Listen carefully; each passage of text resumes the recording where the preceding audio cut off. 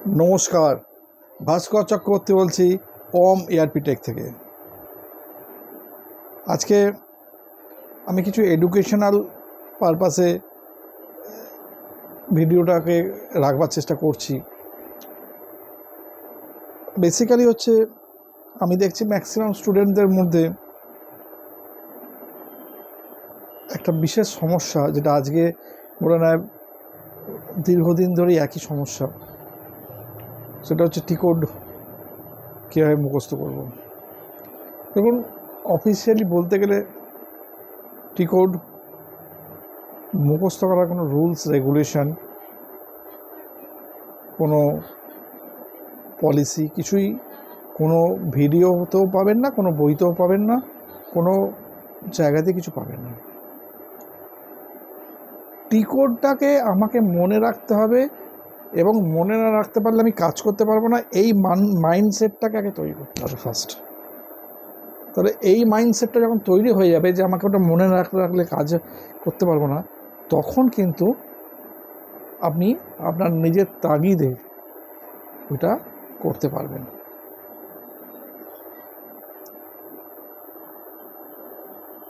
Officially কোনো নিয়ম বা রুলস আমি এই ভিডিওতে বলতে পারি না।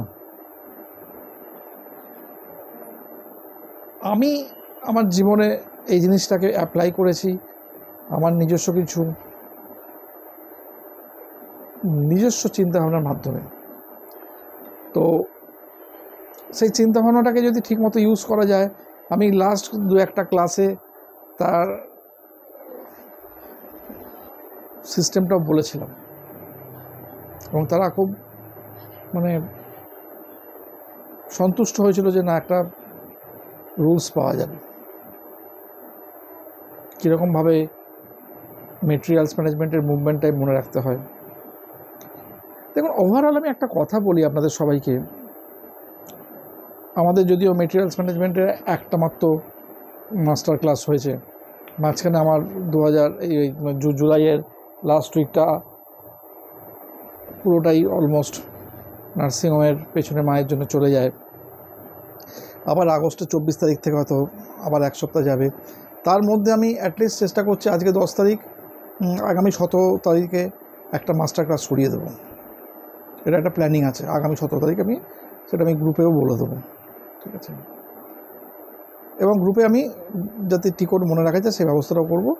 এবং একটা টোটাল সামারি, একটা কোর্সকে কীরকমভাবে সিস্টেমেটিক্যালি নিয়ে আসতে হবে, কি কি জায়গাগুলোকে আমাকে মনে রাখতে হবে, সেই সিনপসিস ডায়াগ্রামটা যদি মানুষের মাথায় থাকে তাহলে কিন্তু অনেক বেশি কাজ হয়ে যায়।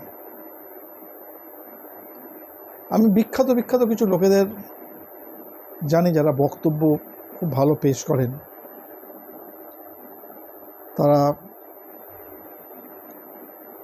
তাদের বক্তব্য পেশ করার আগে বক্তব্যের মূল বিষয়বস্তু, যেটাকে পয়েন্টস বলা হয়, সেগুলোকে নোট ডাউন করে রাখেন, এবং সেটা এক্সপ্লেন করাটা তার নিজস্ব চিন্তাভাবনা। সেটা যত এগোবে তার পরিস্থিতির ওপর বেস করে। তো এই সিস্টেমে কনফিগারেশন ক্ষেত্রেও বেসিক কিছু পয়েন্টস আছে যেগুলো সেম সবার ক্ষেত্রেই প্রযোজ্য হচ্ছে। তাহলে সেক্ষেত্রে আমি সিস্টেমগুলোকে মনে রাখব। সব থেকে বড় যে জিনিসটা, যে প্রসেসটাকে মনে রাখবো, প্রসেসটার অবজেক্টিভটাকে মনে রাখবো, কি কি লাগবে সেগুলো মনে রাখবো, আমি কাজগুলো করব। মেটেরিয়ালস ম্যানেজমেন্টের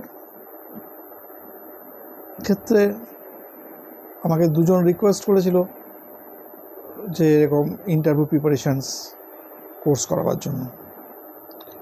দেখুন, প্রথমত হচ্ছে আমি বলে রাখি, এটা লাস্ট 23-এ বোধহয় হয়েছিল, মোস্ট প্রবলি একটা 22-এও হয়েছিল। তারপরে 24 সাল লাস্ট ইয়ারে হয়নি কিছু। কারণ প্রথমত হচ্ছে এটার কোর্স ফিজ অত্যধিক কম, এবং মিনিমাম একটা সার্টেন স্টুডেন্ট জোগাড় না হলে মিনিমাম 6-7টা ক্লাস লাগে। সেটা ultimately financial point of view যদি দেখা যায়, সেখানে ফুলফিল হয় না বলে আমি করি না। এখন যদি দেখা যায় সেই রকম ধরনের মোর দ্যান 6-7 স্টুডেন্ট চলে আসছে, তখন সেটাকে ডেফিনেটলি একটা অ্যারেঞ্জ করার জন্য টাইম অ্যাডজাস্টমেন্ট করে চিন্তাভাবনা করা যেতেই পারে, ঠিক আছে। বাট এটা কোনো মার্কেটিং নয় যে আপনারা আসুন। যেহেতু দুজন গ্রুপে কমেন্টস করেছে, তাদেরকেও উত্তরটা পেয়ে গেল তারা, আর বাকিরা তো ইনফর্মড হয়েও গেল। আমি একটা কথা প্রত্যেককে বলছি ভাই, যে সাবজেক্টটাকে যেরকমভাবে আপনারা পড়াশোনা করছেন, সেই সাবজেক্টটার মধ্যে আস্তে আস্তে একটু ডিপ স্টাডি করার জন্য ঢুকুন। এবং এই লাস্ট উইকে একটা ইন্টারভিউ প্রিপারেশান FIS শেষ হয়েছে, 5 জন স্টুডেন্ট ওখানে ছিল। সেখানে যে সিস্টেম বলে দেওয়া হয়েছে, যা যা কোশ্চেন সব রেডি করে দেওয়া হয়েছে, আমি 100% শিওর যে তারা যদি সত্যি ওইটুকুনির মধ্যেই নিজেদেরকে সীমাবদ্ধ রাখে, তারা কিন্তু তারা যে কোনো জায়গায় ইন্টারভিউ দিতে পারবে, প্রবলেম হবে না, ঠিক আছে।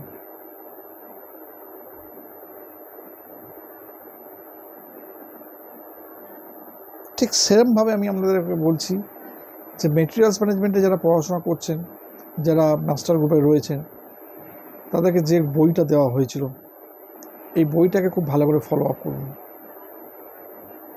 অ্যাট প্রেজেন্ট মুভমেন্টে IT সেক্টরে, এটা অল ওভার ওয়ার্ল্ডে একটা রিসেশন চলছে।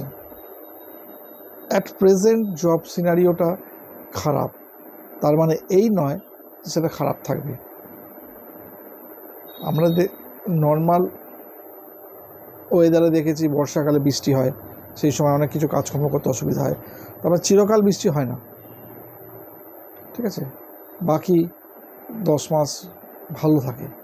তো ওই 2 মাস দিয়ে বাকি 10 মাসকে তো বিচার করার লাভ নেই। তো সেই জন্য ওইটুকুনি সময় আমরা ওভারকাম করে যদি যেতে পারি, আমরা ওইটুকুনি টাইমের মধ্যে যদি পড়াশোনাটাকে খুব ভালো করে করতে পারি, এটা একটা বিরাট অপরচুনিটি হবে। যখন সুযোগ তৈরি হবে, তখন আমরা ঝাঁপিয়ে পড়তে পারবো। এটা কিন্তু বিরাট অপরচুনিটি, এটা সবার ক্ষেত্রেই প্রযোজ্য হবে। তো ফ্রেন্ডস, আমি সবাইকে একটা কথাই বলছি, যারা এই ক্লাস করছেন, তারা খুব ভালোভাবে ক্লাসগুলো করছেন, প্রত্যেককে আমার রিকোয়েস্ট, আপনারা কিন্তু স্টাডিটাকে খুব ভালো করে করুন। যাদের কোর্স শেষ হয়ে যাচ্ছে তাদের ক্ষেত্রেও বলছি, আপনারা কোনো সময় ভাববেন না কোনো ডিট্যাচমেন্ট। যে কোনো সময় যে কোনো সমস্যা হলে আমাকে জানাবেন, হোয়াটসঅ্যাপ করবেন, আমি কমিউনিকেশন করে নেবো। কোনো টপিক্সে কোনো প্রবলেম হলে ডেফিনেটলি তারাও কমিউনিকেশন হবে। অর্থাৎ এখানে কোনো যারা যুক্ত হয়, তারা কিন্তু কোনো সময় ভাববেন না যে তারা ওই 6 মাসের জন্য 7 মাসের জন্য যুক্ত হবে। এটা একটা খুব বড় ব্যাপার। আজকে এক ভদ্রলোক আমার বাড়িতে এসেছিলেন, উনি বললেন কোনো জায়গায় ঘুরে এখানে এসেছেন, যাই হোক, আমি কারোর সঙ্গে কম্প্যারিজনে যেতে যাচ্ছি না। তো ওনার একটাই খুব লেগেছে যে উনি আমার বাড়িতে এসেছেন, লাইভ ক্লাস চলছে অনলাইনে, ওটা উনি দেখতে পেলেন। আর দ্বিতীয়ত হচ্ছে যে জিনিসটা, সেটা উনি বললেন যে কমিউনিকেশনটা খুব সুবিধা হয় তার বাড়ির কাছে। কারণ বাড়ির কাছে দূরে বলে না, আমার কাছে অনেক বহু দূর থেকে স্টুডেন্ট পড়ে, কিন্তু কমিউনিকেশনটা ঠিক রাখা খুব জরুরি স্টুডেন্টের। এই জায়গার সাপোর্টটা আমরা সবসময় পাবেন। সফটওয়্যারের ক্ষেত্রেও কারোর একটা সফটওয়্যার প্রবলেম হয়েছে, মেশিন আপডেটের, তাকে সাপোর্ট দেওয়া হচ্ছে সব সময়তে। আর ফ্রেন্ডস, আমি বলতে চাই আগামী দিনে যে অনেকগুলো নতুন ব্যাচ আমার শুরু হয়েছে। যদি কোনো নতুন স্টুডেন্ট থাকেন, FI MM বোথ, তারা কমিউনিকেশন তাড়াতাড়ি করে নিন, যাতে অ্যাডজাস্টমেন্ট করে আমরা আবার ক্লাস নতুন করে রিজিউম করতে পারি। আর প্রত্যেককে বলছি পড়াশোনাটা করুন। পড়াশোনাটা করলে জব আপনাদের প্রত্যেকের হবে, এটা একটা বড়, এবং একটু ধৈর্যর খেলা এগুলো, ঠিক আছে। ডেফিনেটলি এটা ধৈর্যের খেলা, আস্তে আস্তে ডেফিনেটলি হবে, কোনো করবেন না। নমস্কার, ভালো থাকবেন সবাই।